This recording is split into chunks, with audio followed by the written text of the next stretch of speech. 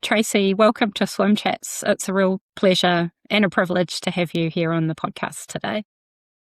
Thank you for inviting me. It's an absolute pleasure to be here, and I look forward to our chat. Cool. I was just saying before, I've prepared a lot of questions which won't surprise you. You'll be used to me asking questions. But I'm thinking about how you always say there are no silly questions. So I hope you're right.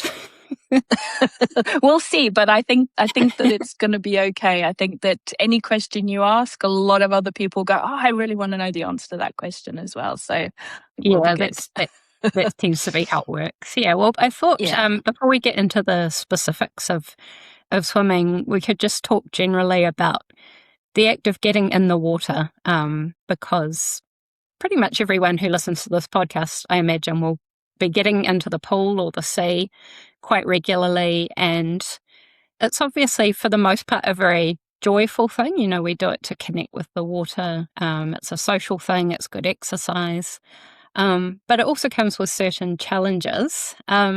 So just to start, it might be quite a big question, but I wanted to ask, why do you think so many people find it hard to A, learn to swim, or B, to get better at swimming?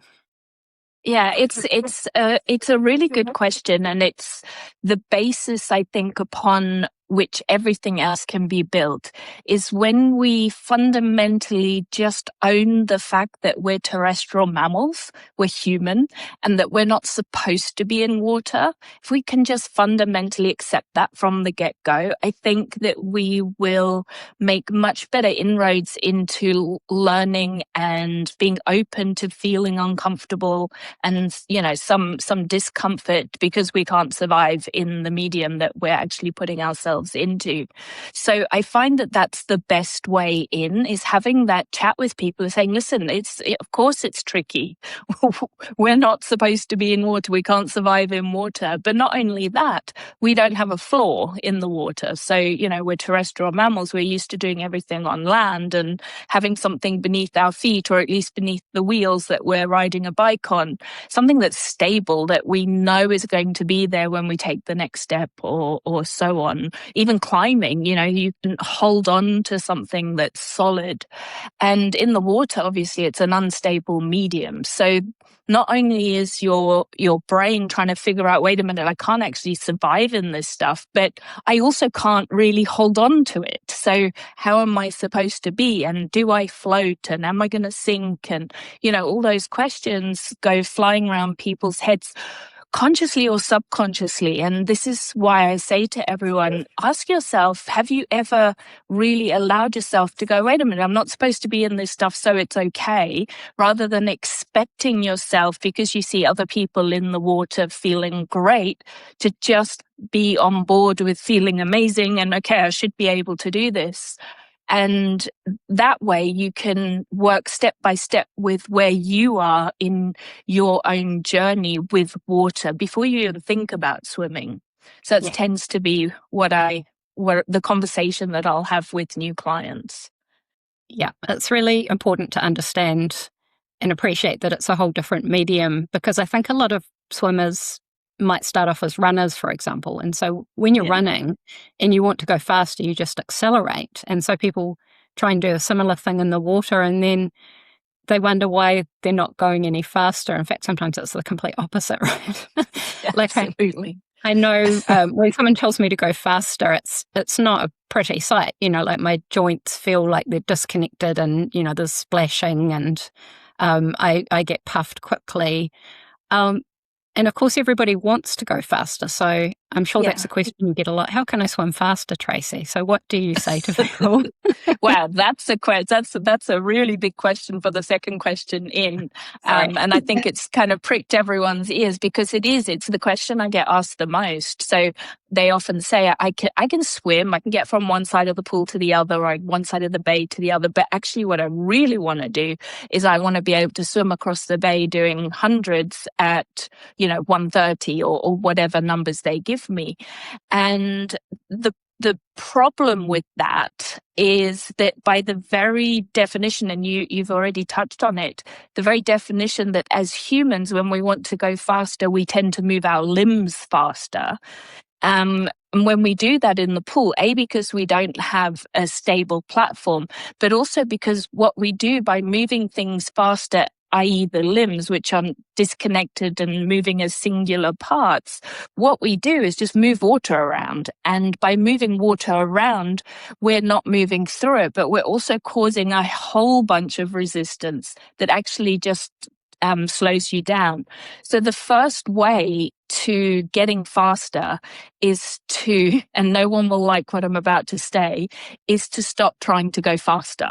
And that's hard, right? And, I've been known quite recently with one of my swimmers to say, right, we have to take your watch off you just for a couple of swims, because so fixated on what the time is that the technique that I'm seeing him do in the swim studio, which is amazing, and I'm turning the pool up, is not translating into the pool because he's so fixated on the time. So the first thing to do is let go of that need for speed. And the second thing is, once you've let go of that, you can then really start to understand how important it is that we turn the body that currently has so many moving parts. I can move all parts of my body that serve only to put brakes on in the water. And how can I take all of those moving parts, connect them in a way where I turn into one long, sleek, connected vessel that can then move all together? And that is what is going to allow you to move through the water molecules, and instead of move them. Because that's what we want to do. And to go faster, we need to learn how to move through them more sleekly, so we create less resistance. And the equation is always speed. It's just the byproduct. So speed becomes a byproduct of great connected technique and then consequently synchronizations. So it's a journey for sure. And it starts with an uncomfortable thing, which is letting go of the pace clock. Yeah, interesting. And I was also thinking about, when people try to go faster, that creates feelings of stress for them, right? Yeah. And that affects your breathing. And breathing, you have to breathe to survive, but also you have to be breathing properly to keep swimming, otherwise you're puffed. And even in the pool, it can be a stressful environment if you've got a lot of people swimming around you. So what sort of advice would you give to people about sort of managing the breath in stressful situations particularly? Yeah, so, breathing, or air management, as we like to call it, is the single most important thing that we will ever teach swimmers. And it's another really weird one. And it kind of goes together with my answer to the first question of, why is it tricky for humans to swim? And that is, we live 24 hours a day, every day for, years and years and years. And how many of us ever think about how we take a breath in and how we exhale? We rarely do. Some people maybe do, but rarely do we ever think about it. It just happens. Like when we're sleeping, we don't sort of set alarms to say, well, am I breathing? It just happens. And so to have to get into a situation where we actually have to focus on the breathing is also tricky, because it's a new thing.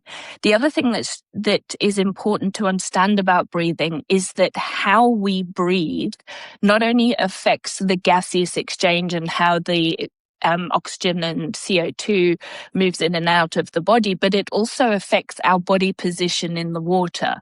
So breathing becomes not only something to keep us alive and calm, because it also calms the nervous system, but it also becomes something that we use to help us get into better positions in the water, depending on how we breathe. And just, I won't go into depth, but loosely, if we're taking a really high thoracic breath, then we're going to have more air in the top half of our body, and that's going to make the legs sink. If we're able to take and direct that air more into the diaphragm, then the air is going to be further down the body and the center of mass will work better. So that's the one element to it. So when people are getting into a stressed state, the first thing to do is to make sure that they're exhaling. So a lot of swimmers tend to hold their breaths, or they will hold until the last possible moment and do a big exhale.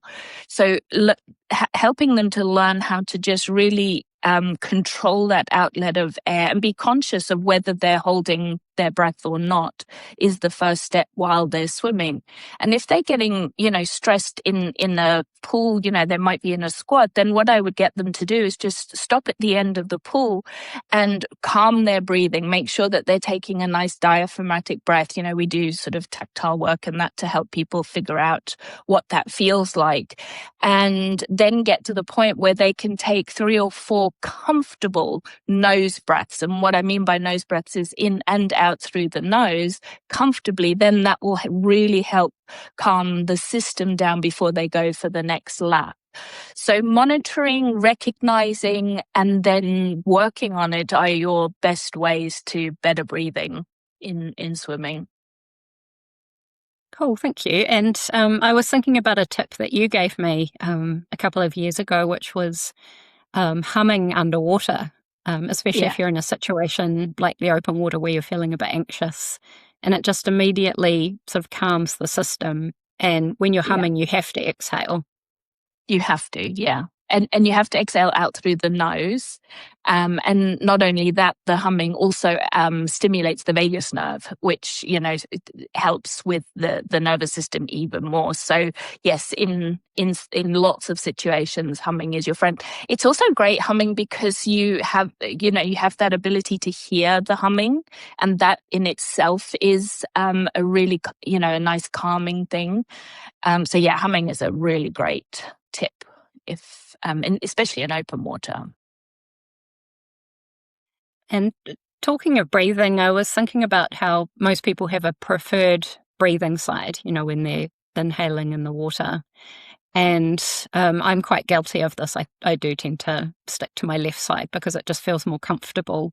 And actually, I've talked to people on this podcast who have swum, across the Cook Strait, only breathing on one side. Yeah. So what sort of advice do you give to people who have that preferred side and they're sort of struggling a little bit to make it bilateral? Yeah, it's another really common question. And, the reality around it is we are human, and, we write with one hand, we kick a ball with one hand, a preferred hand, a preferred leg. We probably have a dominant eye and all the things. So it's very much in us to have one side that's more dominant or more comfortable than the other. The problem is because of the environment that we're swimming in, that we're in, is there's not a lot of room for error because of the unstable environment. So because freestyle is a symmetrical stroke, if we only ever practice breathing to one side, we are going to create all sorts of things and stabilization movements because we're not doing things equally to both sides. But the most important reason that I still ask people to learn and practice breathing to both sides equally, and it doesn't matter how they do it. It could be 20 right, 20 left, or 6 right, 6 left, or 1 length right, 1 length left. But practicing equally is because of the risk of injury. So if we're only ever doing something to one side, and a lot of you who are listening to this, I can imagine next time you go swimming, you've sort of feeling into your stroke and what's happening in your stroke on the breath versus what's happening in your stroke on the non-breathing side. And there can't not be differences. We see it in the Olympics, the elite swimmers, we see it, all the way down. And those differences have more opportunity to create injury. So that's the biggest reason, is because obviously we're all about, let's, stop people saying they just have to swim through the pain.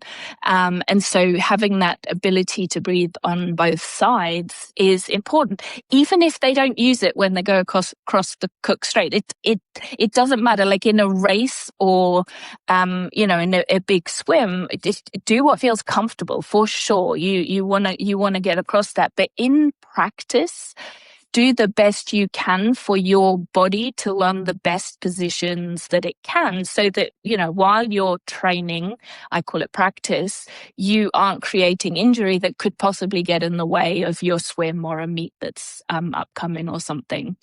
So yes, I'm going to put my hand up as well and say I'm also guilty. I very much do what I say, not what I do thing with me, because I also much prefer to breathe on my right side. And it takes a lot of willpower and talking to myself to make me do the left. And I have got better at it, but it's taken a while. It's not an easy thing to do. But you will for sure have a better stroke and a safer body doing it.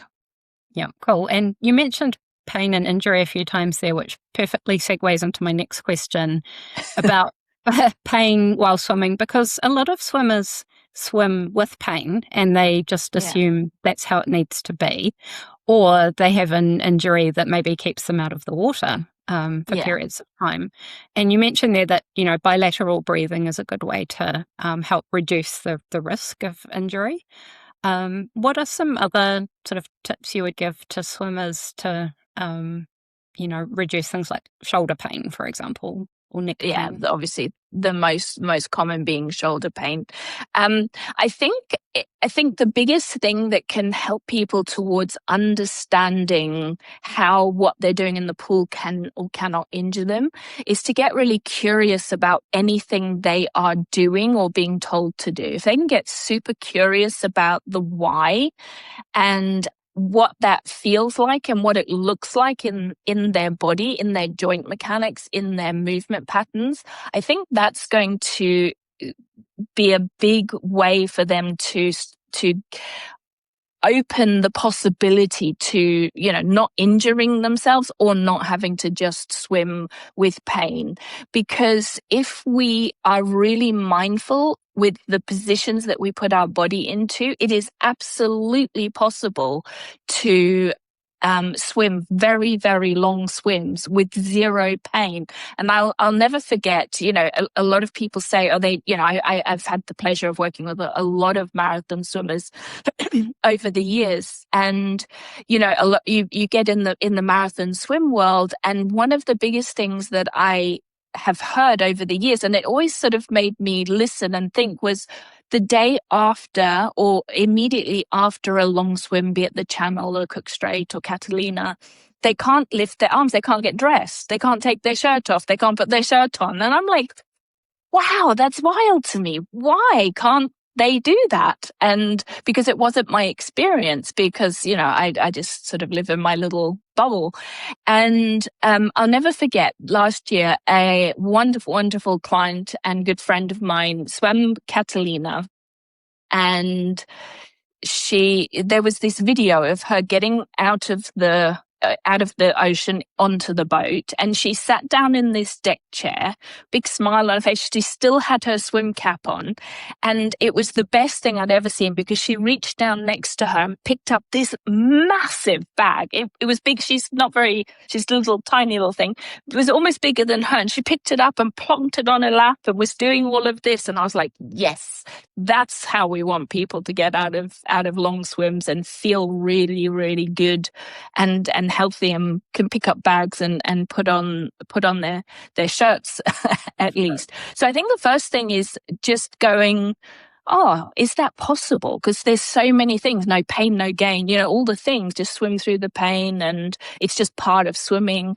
And, what I'm hoping to do is really try and change that mindset and give people the option, like, oh, wow, I can really get out of pain or, prevent injury by doing things, by realizing that I can do things differently, first of all, and by getting curious about what I am doing, what is written on my set that I'm taking to the pool, or, what have I watched, somewhere, and how is that affecting my joint mechanics. So I think the first question is why. It's such a big subject. I could give a few tips, but it's probably a little bit more detailed. So I think the first thing is start asking, why am I doing this, and how will it help me, and what could it possibly do to put me into a compromised position joint-wise?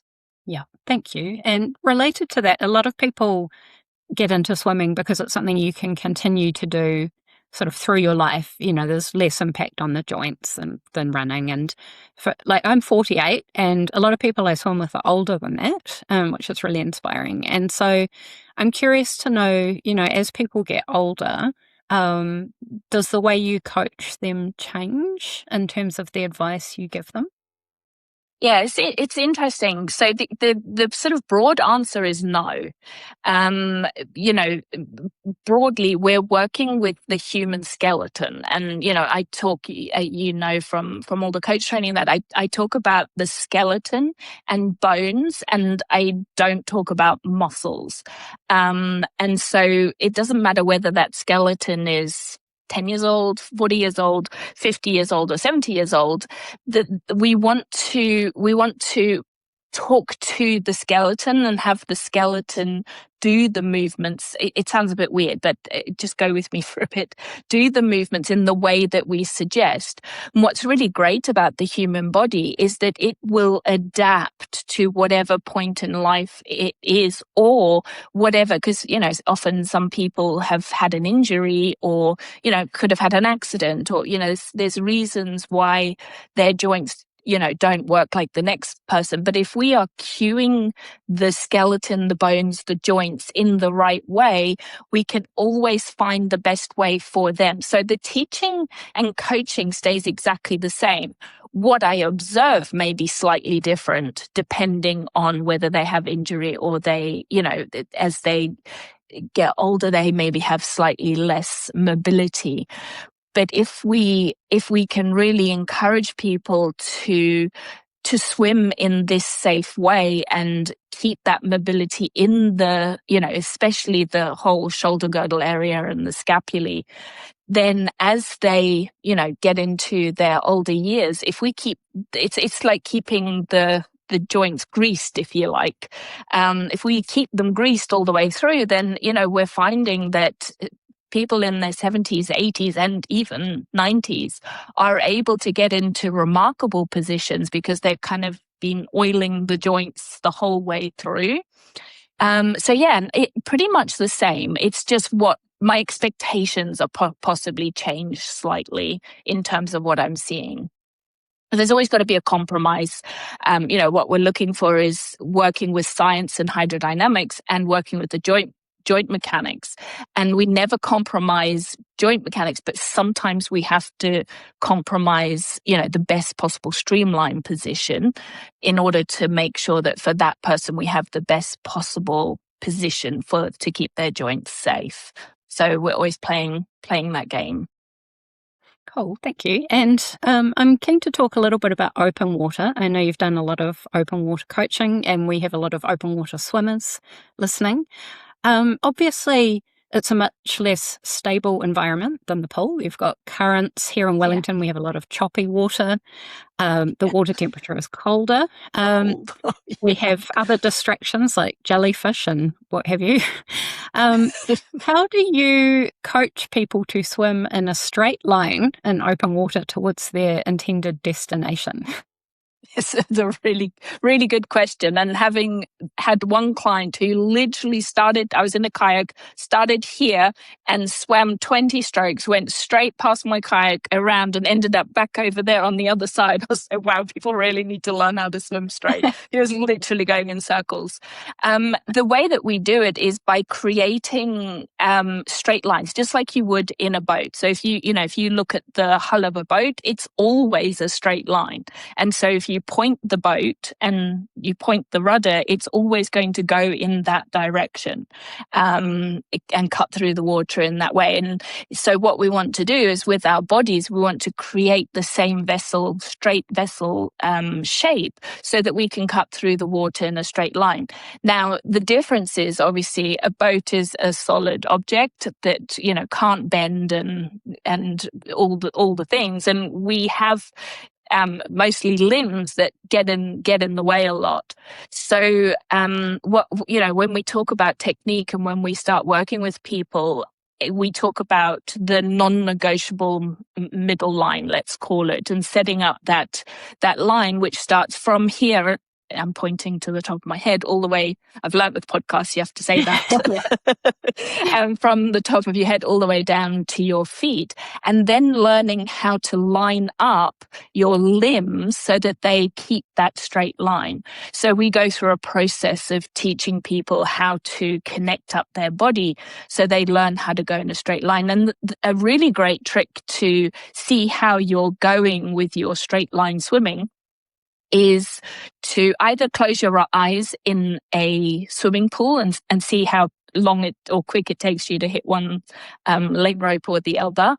So that will give you an indication of where you're going, which way you're going. And in open water is, sight on something and say, right, I'm going to swim 20 strokes and I'm not going to sight at all. I'm going to start and say, right, I want to go to that tree, do 20 strokes, knowing that you can't really get into much trouble probably in 20 strokes, and then stop and see where you've got. And if you can do that over and over again with the thought process is that I want my whole body, including my whole body from my head to my feet, including my limbs, to go towards that tree, it's really fascinating how much better and straighter people get quite quickly, just with the intention, before they even bring in the technique. So we do lots of little things like that, and helping people to understand how much more important it is to be connected and stable in more choppy or, in conditions that are less favorable. It becomes even more important to be more sleek shaped and cut through water than in a pool. So we play games and show them what happens if they're not and what happens if they are, and it's fun. That's really good advice. Thank you. I'm keen now to talk a bit more about SwimMastery itself, because you are, I haven't even introduced you properly yet. You're the head coach and the founder of SwimMastery. I've just been firing all these technique questions and asking for advice. It's okay, it's my favorite thing to talk about. So it's all good. So just, I know it can be a hard thing to summarize, but what is SwimMastery? Like, what is your point of difference from, a coach, another coach down the road, for example? I think that people ask me this a lot, and I think that the real point of difference, and I've already touched on it on an earlier question, is that we really work from the inside out. And when I talk about from the inside out, we work from the skeleton outwards. My experience over the years being a swimmer myself and, being a traditional swim coach for many years myself as well, is that a lot of programs around the world focus a lot on the limbs. So they kind of work from the outside and focus on kick and pull is basically, what a lot of focus is on. So I think the point of difference is we target the skeleton, we target the bones, we work from the inside out, we start the connection from the inside and we connect everything to it and then work the whole body together. And, the biggest point of difference is we definitely don't want any SwimMastery swimmer saying, I'm just going to swim through the pain. We want SwimMastery swimmers to be really curious about what's going on and what sensations they're feeling in their bodies so that we can navigate through all of those movement patterns together to get to a point where they are, doing a 60K swim with zero pain. So I think that's probably how I would answer that question today. Yeah, that's a great. Yeah. And I know that you focus also on the importance of the language we use. So the words that we use when we talk to ourselves, but also the words we use when we talk to other people, because it's such a powerful thing. Like if I use the word kick, then someone will kick like they're kicking a football and there'll be lots of splashing. Yeah. So you have what you call SwimMastery swear words. I don't know if you want to talk a little bit about that. Sure. I think, you've already touched on the importance of the connotation of words and across languages. It's fascinating to me how the body moves in a completely different way depending on what word or instruction the swimmer's either given themselves or you have given them as their coach. So learning, when people start to get curious and they ask why, then we can start really building language that helps the body and the mind, because we're kind of, whenever we're coaching or whenever we're swimming ourselves, there's kind of almost two of us. There's our body that does what it does, and then there's our mind or our brain saying, yeah, but I've heard this, and yeah, but I should be doing this, and kick, or, pull really hard, or, whatever's happening. And then you have the body going, oh yeah, but when I do that, I can feel a lot of splash and I don't feel stable. And so bringing those two elements together, we can do that much quicker through words, not only eliminating words, which are in the what I call the SwimMastery swear word book, but then introducing words that are going to benefit the movement pattern and the accelerated learning that the accelerated learning potential of that swimmer. And it's been fascinating to watch, over the years, because, it's been something that has been evolving through my years of coaching. And the swear word book has just got larger and larger, and the results have got quicker and quicker. And it's been a fascinating process to observe from a coaching perspective, to see the differences and hear the feedback on how someone feels when I tell them to, right, I want you to kick for 10 meters, and then they stand up. How did that feel? And then I get them, okay, so now on the way back, what you're going to do is you're going to use blah, blah, blah. You're going to use your legs to flutter and send your energy forwards. And then how did that feel? And the contrast between not only what did they do, how it sounded and what it looked like, but most importantly, how different it felt to the actual swimmer. It's really interesting. So yeah, lots of swear words in the book. And speaking of language, I've seen you coach people without using any words at all, because sometimes we can confuse people, I guess, with what we say. Or, the temptation is always just to keep talking because we're so excited about the subject, and, we want to tell everybody what we know. And then you see sort of a glazed look appearing on people's faces. Yeah, it's like, there it is. Where's she going? Yeah. Do you want to talk about the power of not talking? Sometimes when you coach.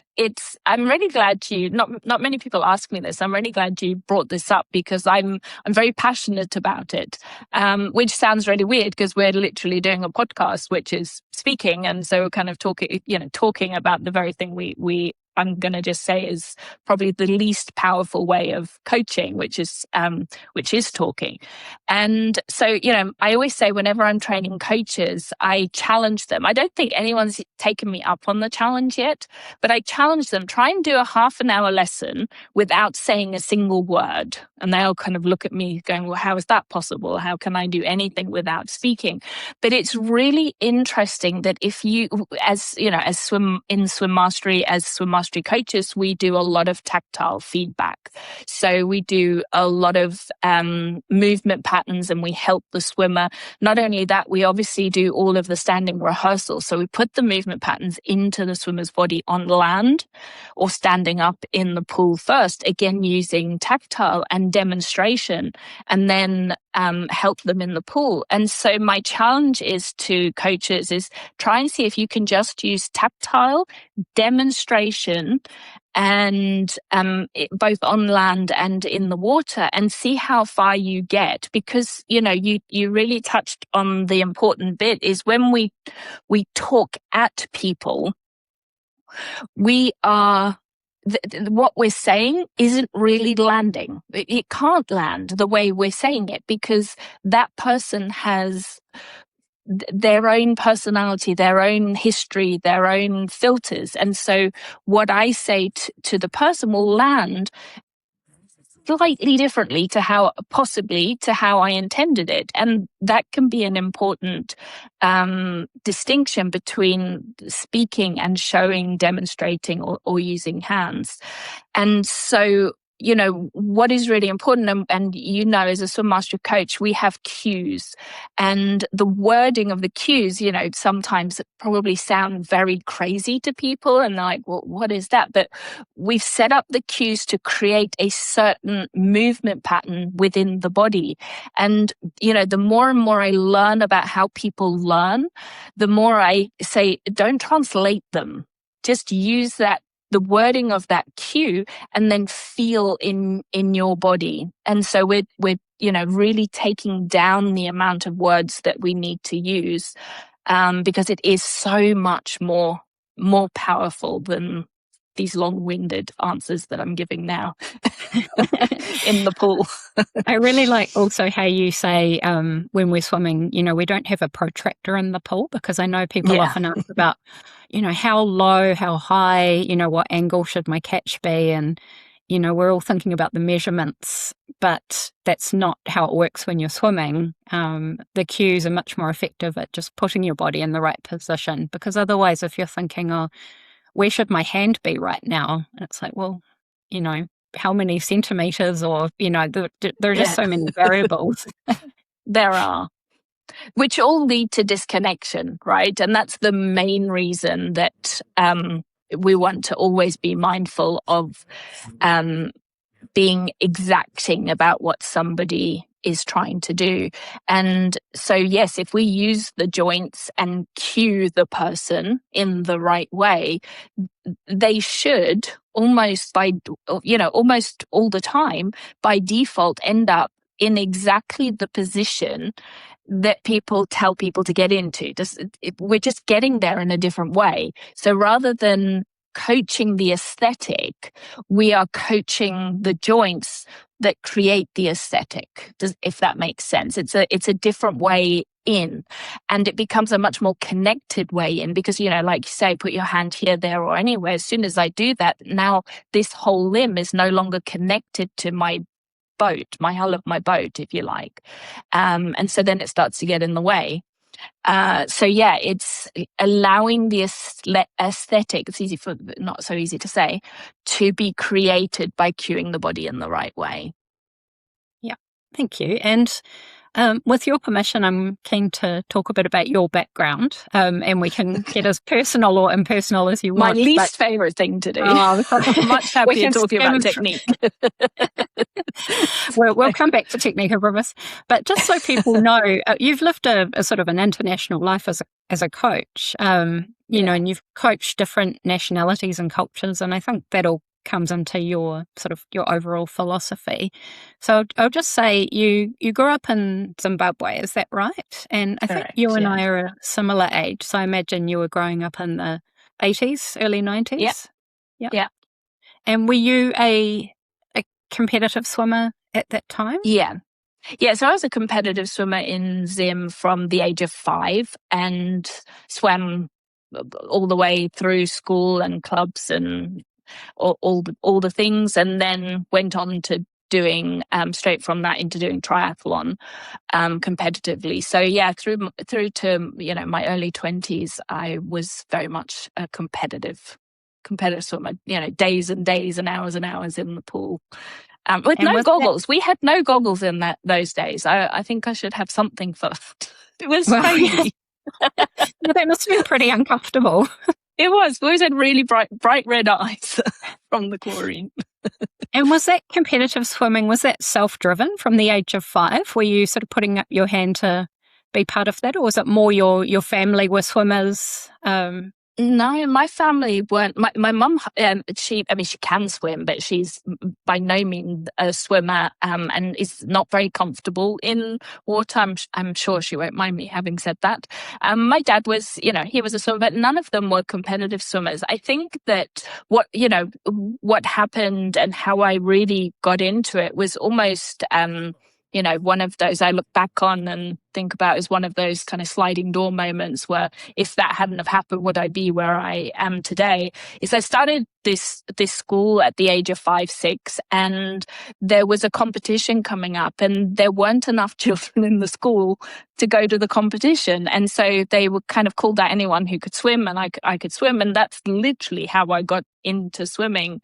And be honest, school wasn't my favorite place to be. I am not academic at all. And so my entire school career was made up of sports. So swimming was a big one, diving, gymnastics was a big one, athletics. So yeah, anything to get out of having to do more schoolwork was probably the reason. Fair enough. And I know you lived in the UK for a long time. Is that where you trained first as a swim coach, or were you already a swim coach? No, I started doing sort of part-time swim coaching in Germany. So I lived in Germany for a few years as well. And yes, my first sort of experience of, taking any courses and becoming qualified was in the UK a long, long time ago. I can't even, a long time ago, 30 years ago. And yeah, I was, I just really wanted to get in there and teach swimming as quickly as I could once I got to the UK. So I jumped through all the hoops and yeah, now I'm here. Basically. And you trained, I know you trained as a total immersion coach. And so some people who are listening will be familiar with Total Immersion, and Terry Lowlin, is that how you pronounce his name? Yeah, Terry Lachlan. Yeah. So he was American, wasn't he? And you trained Correct. Trained with him. And that at that time, Total Immersion was quite a sort of breakthrough method in swimming, wasn't it? Absolutely. Phenomenal. It was phenomenal. When I came across it, I'd been training, teaching people the traditional way for, I don't know, some amount of years. I can't actually remember. And it was so long ago. It was the videos we found. One colleague of mine and I found these TI videos, and we watched them like a little VHS tape, and I was just like blown away.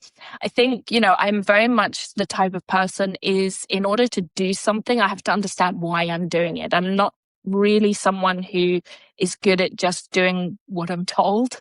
I want to know the why. I want to know how it works. And when I looked at the TI videos, I was like, oh my gosh, he has some answers. And so I went down to the pool, played around with all the stuff. And then I was like, I need to do this. So I jumped through a lot of hoops to become a TI coach. And, I am forever grateful and thankful for all that I got to learn from Terry. And with Terry, I had the great pleasure of working very closely with him and learned so much from him. He was an absolute genius. And yeah, it was a very sad day when he passed away in 2017 for the swimming community as a whole, because he really was impressive in the swimming world and taught me so much. He passed away before I became a swimmer, but I remember sort of researching on YouTube, how to swim, and his videos still come up, and you see these clips of him swimming in the open water at events, and the swimmers around him are all really struggling. There's a lot of just fighting the water, a lot of splashing, and he's just passing through it. I just remember seeing incredible. That was my first introduction, and it reminds me of SwimMastery. It's that, you're faster, you're less tired, but you're not trying to go faster. You're just trying to move with the water, and you can really see it in action with him. Do you know what he taught me more than anything else? I mean, so many things, but more than anything else was the whole idea of continual improvement. He was remarkable in how much time he spent in his basement in his endless pool, working on minute details about his stroke for his whole entire life. And we had so many conversations about just what he had worked on that day for, 20 minutes in the endless pool. And he always got better, and he got better and better and better. And he could do things in a swimming pool. We do, we do a lot of things with metrics and tempo and stroke counting and so on. And what he could do in a swimming pool, and really tying his metrics together and manipulating them to get the best results, was just unbelievable. It was really inspiring to watch. He was a remarkable swimmer and a remarkable person. Yeah. Sounds really special. And so from Total Immersion came SwimMastery, like building on the knowledge that you'd learned from Total Immersion from Terry. And now I have a listener question. You know, obviously you've grown as a swimmer and as a coach, and there have been times where you've had to almost unlearn something or relearn swimming because you've had to adapt to, for example, Total Immersion would have been a new way of thinking about swimming, and then with SwimMastery, I know that you're constantly curious and learning. So she wanted to know how long does it take you to relearn or adapt to a new way of swimming? So I love that question as well. What I always say is I always say I like the adapt word better than the relearn, because lots of people say, and you know, for my history as a swimmer as well is what's my old stroke, what's my new stroke, what's my traditional stroke, what's my TI stroke, what's my swim mastery stroke, and I think that that's very limiting. I think that it can put us into a box that keeps us contained and doesn't allow us to get curious about how these movement patterns can evolve. So, you know, throughout my time as a swim coach for the past 30 years, I see it as an ever evolving pattern, ever evolving body of work, if you like, that has just been created. And there's been so many things that have influenced, you know, what I do today in the pool versus in my own stroke, but also as a coach versus what I did, you know, 10, 15 years ago. And I think it's important that as a coach and as a swimmer, we allow ourselves to evolve through understanding. So how do we do that? We do that by asking the why more. The more we ask ourselves the why, the more we can evolve our strokes or our coaching. And that way we don't have to say, oh, this is my this stroke and this is my that stroke. This is Tracey's stroke and you have Shona's stroke, for example. And every time we get in the water and work on our stroke, our aim is to get out of that water a better swimmer, having learned something, having improved something as the swimmer. So that's how I would encourage people to think of their journey rather than putting themselves into any boxes or thinking they have to unlearn and relearn. You just evolve. It's better and better. I love that. And that leads nicely into my next questions, which is about often we sort of limit ourselves with certain beliefs we have about our abilities or our potential. So an example would be like, oh, I can't do that, whatever it is, you know, just saying in your head, I can't do it. Or people saying I'm a sinker, you know, I can't float properly. We compare ourselves to other people all the time. And I remember you saying to me once that you have to be your own coach. And I always try to remember that because often we talk to ourselves in a way that we would never talk to another swimmer. Right? It's crazy, isn't it? Like, it's mad. I think the best bit of advice that we can give ourselves or take on as swimmers is never just do what you're told. I've mentioned this several times over the podcast. Never just do what you're told. Like I always say to people when they come for a first lesson with me, I don't want you to go away from this session saying, I'm going to do this because Tracey said. I want you to go away from this session saying, okay, so Tracey said this, she showed me this, I looked like this, I felt this, I had a go, and I understood that I do it because of this and blah, blah, blah, blah, blah, and all the things. So I'm happy to go away and work on that because I've asked all the questions. I understand the why and I know the how. And I know what the feedback loop is to know whether it's going well or not. And if we can encourage ourselves as swimmers to keep doing that, then I think it's easier to get out of I'm a sinker or I can't breathe on my left or, you know, all the things. Or I can't swim far, you know, I'm a slow swimmer. That's a huge one.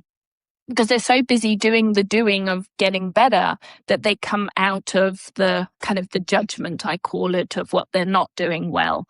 But it's a big part of coaching. And I think, realizing and understanding that coaching a swimmer, it actually probably has less to do about the movement patterns. We're almost using the movement patterns and positions as a way to help people learn how to learn and change belief systems and believe in themselves and get better and grow, and so on and so on and so on, is such an important part of what is happening. Like I said earlier, is obviously we're working with the body and the mind. And that mind, we are so judgmental of ourselves, and it gets in the way a lot.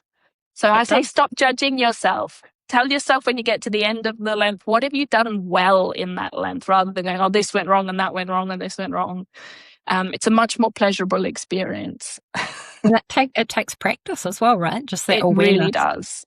Yeah. And related to that, it was actually a question I was going to ask earlier when we talked about open water, but I'm speaking personally here, but there may be other people who can relate, is that I feel like I have a mental block in terms of distance, and I know you coach a lot of distance swimmers, and in my mind, I seem set on a certain distance, and I feel that I couldn't possibly go any further, and I don't know why I have that belief, but it sort of just sticks in my mind. It's this particular number, and it's like, no, that's it. That's all you're capable of.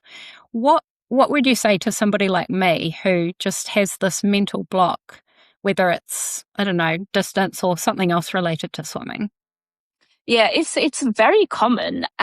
You're for sure not alone. People have it either with time or with the distance that they swim. So the very first thing that I do is when I work with swimmers, particularly marathon swimmers, is the first thing I do is I take any distance out of the equation. So, most swimmers will go to the pool, 3 times a week. I don't know, they'll get a swim program and they'll go, I've got to do 3.2K 3 times a week. I don't know, I'm just picking numbers out of a hat. And they go and they diligently look at their watch and make sure they've done their 3.2K or whatever. And they're so focused on distance. It's a bit like being focused on time that it becomes such a big thing in their mind. So when I'm coaching people, and I never want to know how far they swam. I never, ever want to know. I ask them to go to the pool or go to open water. And depending on what their goal is, I'll have given them a time that I want them to spend in water, whether it's 45 minutes or an hour and a half or 4 hours, whatever it is. And I want them to spend that time in the water. And so with someone like you, what I would do is I would get you to go into open water without a watch. Was always the first thing. Take away the training wheels, because the watch is holding so many people back. The form goggles, oh my goodness. I know everyone's out there going, I love my form goggles and that. And they have great parts to them, but they really get in the way of the mindset. So I would have you take off your watch, so you have no idea how far you've swum, and get into the water. And I don't know how long you swim, but we'd talk about what your normal time is, and I would just say go, and I would probably just up the time a little bit, and so then the care about how far you've gone starts to go away. And the weird thing is when people do that, they do maybe have taken their watch off and they start putting their watch on, they go, oh, I've completely smashed through all my barriers because I took the need for the barrier or the possibility of a barrier away. And so I didn't even know. So that's how I would work with it. And it's tricky. It's tricky having someone take off their watch, pushing people out of their comfort zone. But I always remind people the only place that we learn is just beyond our comfort zone. If we're always comfortable, we don't make changes. And so it always comes back to why are you doing this? Why do you want to, to learn swimming? Do you actually want to go faster or swim further? And if those answers are yes, then we're going to push you out of your comfort zone to do it. It's just how it is. And it's so fun when you achieve it. Thank you. Yeah, that's so exciting. I'm now excited to take my watch off, which is funny. Wow, that said no one ever. Awesome. I'm going to see what happens.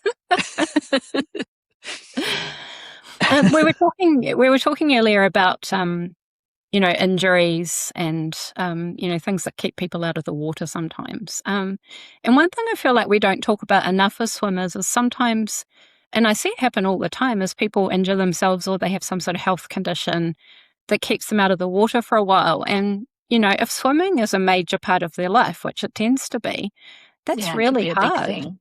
Yeah. And so I was going to ask, what sort of advice would you give someone who, for whatever reason has to spend a few months even out of the water away from their routine exercise friends? Yeah. It's hard. It's because there's so much that goes in to exercise, whether it's cycling, running or swimming, is that social side of and the open water swim community is so amazing and supportive. So yeah, you lose that support system as well. So the first question I would ask is, why are they out of the water? Do they have to physically be out of water, H2O, or is it because they shouldn't do certain movement patterns? And so that would be the first question I would ask. Obviously, if it's the first one and they're not allowed in water, then I will always work with people on dry land sessions. So I offer a lot of dry land sessions with clients all over the world all the time, where they can, practice movement patterns on land with me on Zoom. And I would really encourage the person to continue to do that. I would encourage them, still go to the pool even if you can't. So you can maybe help do something and just still be part of the community, depending on the reason.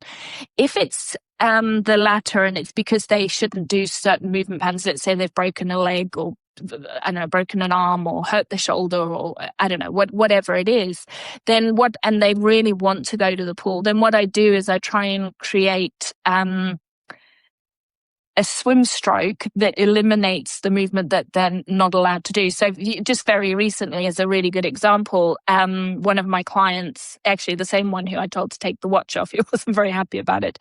He actually had a skiing accident and really messed up his left shoulder, like all sorts of, it was a really bad accident. And he called me up and he went, oh my gosh, I've got to be out of the water. And I was like, I don't want to be. And so what I got him to do is I got him to go into the pool and just do single arm freestyle and put in a few drills. I don't do a lot of drills, as you know, but I gave him a few drills that he could do where, we could keep the left arm immobilized, but he could still, make some changes.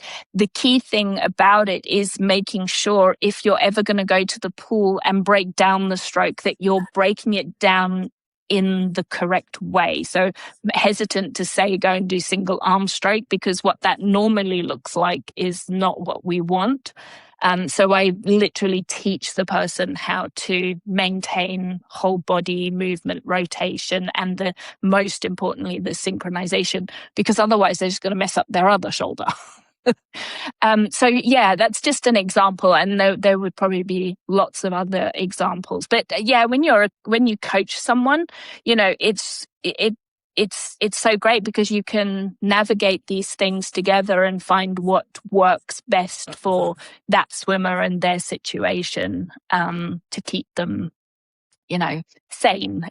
So I think a lot of people get their sanity from swimming, and we don't want to take that away from them if we don't have to. Exactly. Thank you.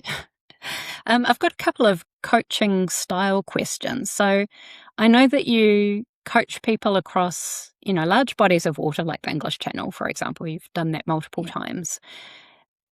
If a swimmer is getting, I don't know, not tired necessarily, but like they're struggling for whatever reason, 3/4 of the way across, and they're starting to say, Tracey, this is hard, I want to get out.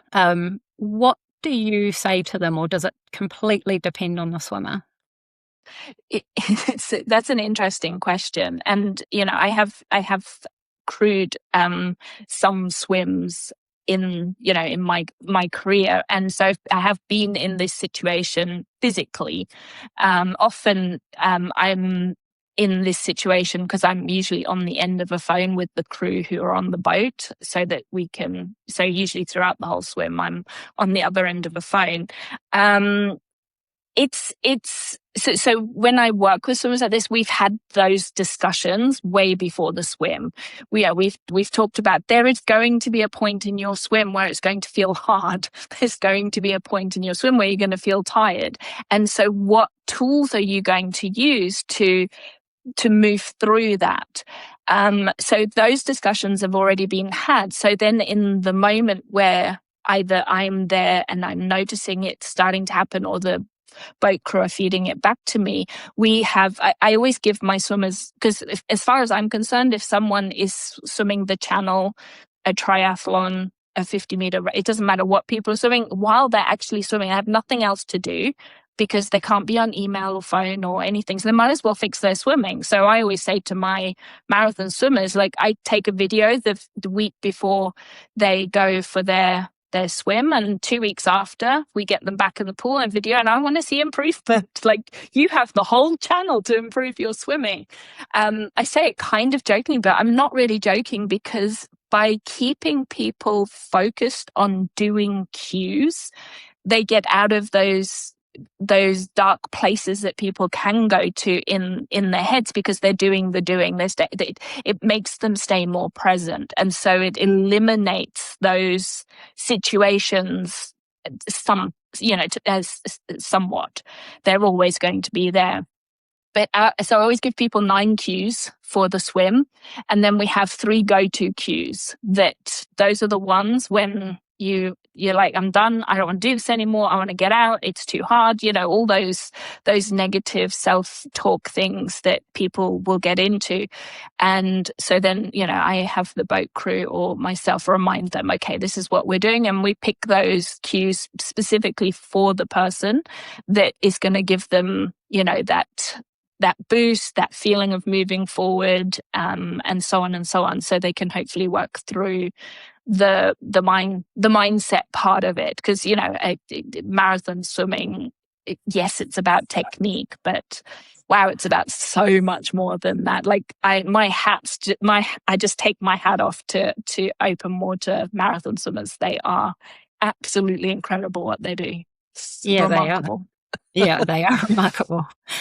Tracey, I'm keeping an eye on the time. It's 1 hour and 1 minute. So thank you. You've so generously answered all my random questions. Just quickly before we wind up, you have a book. I'll tell people it's The SwimMastery Way. I'll put a link in the show notes so people can go off and buy it. Where else can people find you? And so on our website, which is swimmastery.online, come and see us in Brisbane at the studio if you're in this part of the world. We have an endless pool swim studio, and we do lots of open water camps all over the globe, so watch out for those, and clinics, which are an amazing way of improving your technique quickly. So we've got some clinics coming up in the UK at the end of August, and hopefully around Brisbane. So yeah, we've got lots going on, and hopefully we'll see you in some body of water somewhere someday. Awesome, thank you. And I'll mention, sometimes you do come to New Zealand as well. You've come to Wellington several times. Yeah. I know the roller coaster entry is not your favourite. Yeah. Next time I'm going to fly to Auckland and drive down to Wellington. Oh yeah, fair enough. I don't know if that's possible. Oh yeah, it totally is. Is it? Yes, just take a little bit longer, but yeah. Awesome, thank you so much for your time, Tracey. Appreciate my pleasure. Thank you. All your knowledge and wisdom, and yeah, I'm very grateful. I know how busy you are, so that's my absolute pleasure, and thank you for having me. All right.